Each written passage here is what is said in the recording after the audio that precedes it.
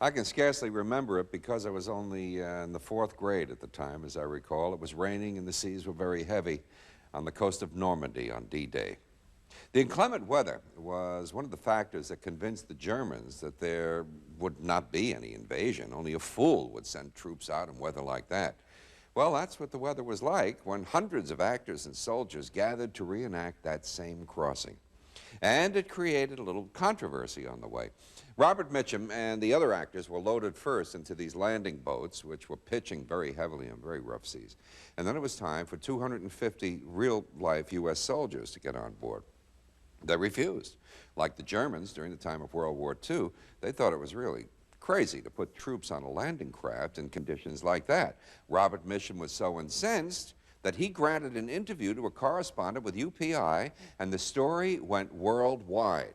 The U.S. military denied that anything like that ever happened, and Darryl Zanuck, the producer, said Mitchum would never have said anything like that. Robert Mitchum? He just refused comment altogether on the whole incident.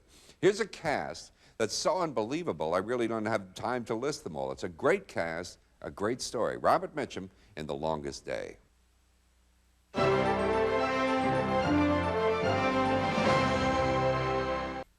The Longest Day is as accurate as any film possibly could be. It was filmed on many of the actual locations where the D-Day invasion took place.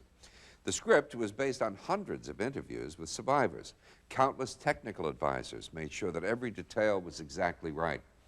It took producer Darryl Zanuck 8 months to get permission and permits and cooperation of military authorities from the United States, France, Germany, and Great Britain. Each army supplied troops and some authentic equipment.